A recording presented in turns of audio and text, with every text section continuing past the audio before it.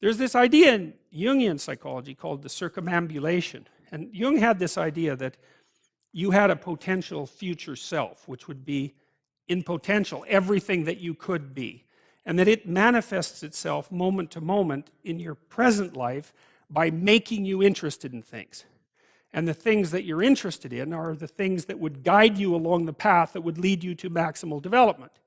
Now, it sounds like a metaphysical idea or a mystical idea even, but it's not. It's not. It's a really profoundly biological idea. The idea is something like, well, you're set up so that you're automatically interested in those things that would fully expand you as a well-adapted creature. Well, like, there's nothing radical about that idea.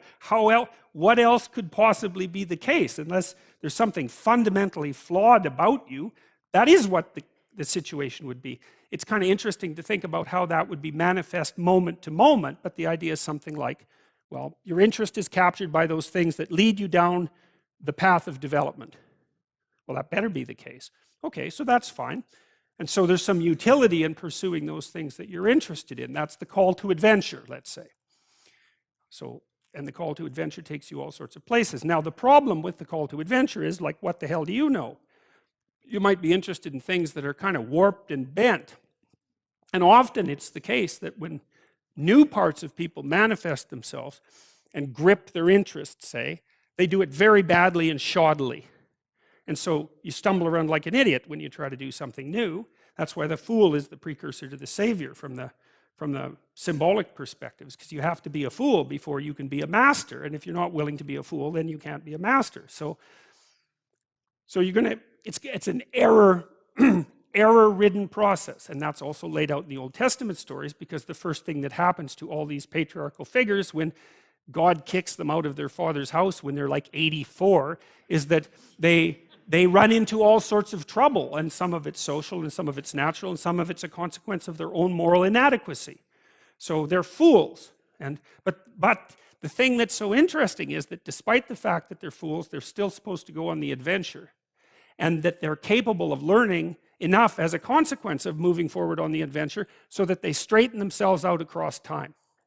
And so it's something like this. So this circumambulation that Jung talked about was this continual, we'll return to this continual circling in some sense of who you could be. You might notice, for example, that there are themes in your life. You know, when you go back across your experiences, you see you kind of have your typical experience that sort of repeats itself.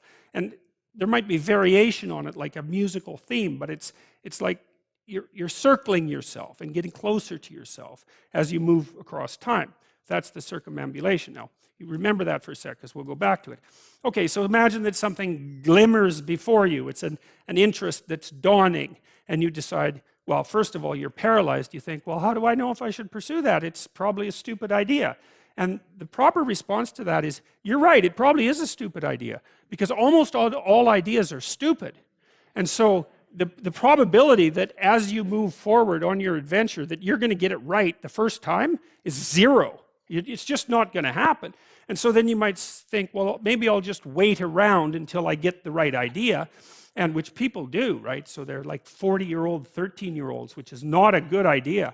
And so they wait around until it's waiting for Godot, until they finally got it right. But the problem is you're too stupid to know when you've got it right. So waiting around isn't going to help, because even if the perfect opportunity manifested itself to you in your incomplete form, the probability that you would recognize it as the perfect opportunity is zero. You might even think it's the worst possible idea that you've ever heard of anywhere. Highly likely.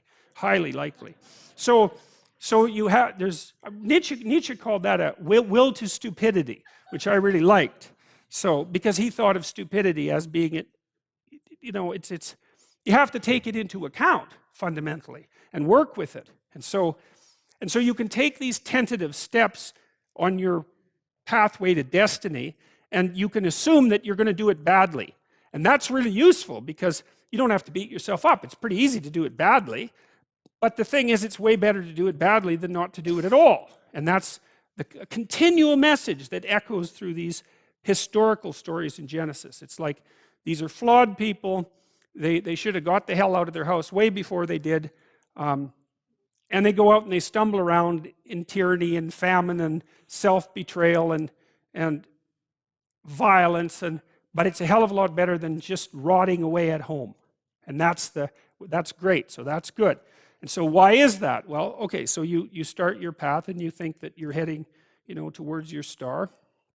And so you go in that direction. And then, because you're here, the world looks a particular way, but then when you move here, the world looks different, and you're different as a consequence of having made that voyage. And so what that means is that now that thing that glimmers in front of you is going to have shifted its location, because you weren't very good at specifying it to begin with, and now that you're a little sharper and more focused than you were, it's going to reveal itself with more accuracy to you. And so then you have to take it's almost like a 180-degree reversal. But it isn't, because, you've gone this far, and that's a long ways to get that far. But that's a lot farther than you would be if you just stayed where you were, waiting. And so it doesn't matter that you overshoot continually, because as you overshoot, even if you don't learn what you should have done, you're going to continually learn what you shouldn't keep doing. And if you learn enough about what you shouldn't keep doing, then that's tantamount at some point to learning at the same time what you should be doing. So it's okay.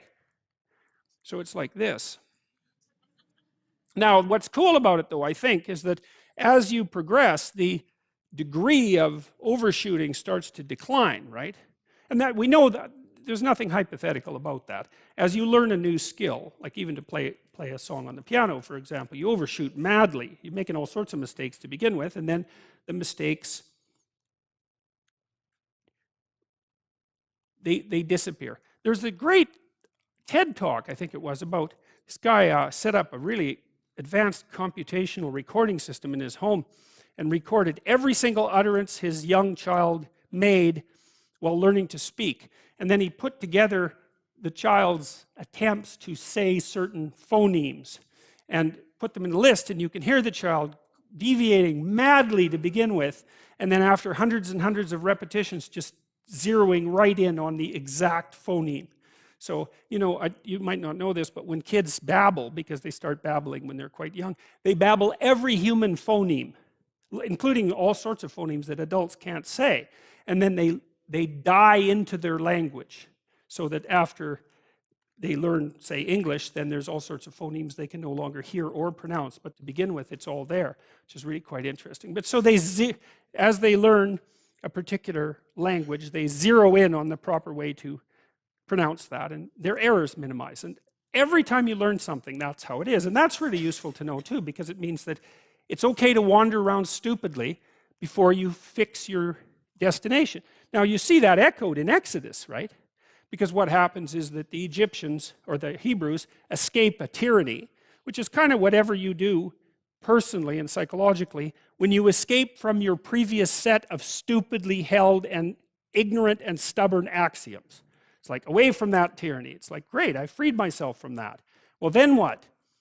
Well, you think, well, now I'm on the way. It's, no, you're not. Now you're in the desert, where you wander around stupidly, and worship the wrong things until you finally organize yourself morally again and head in the proper direction. So that's worth knowing, too, because you think, well, I got rid of a lot of things, excess baggage that I didn't need in my life, and now everything's okay. It's like, no, it's not. You've got rid of a whole set of scaffolds that were keeping you in place, even though they were pathological. And now you have nothing, and nothing actually turns out to be better than something pathological, but you're still stuck with the problem of nothing.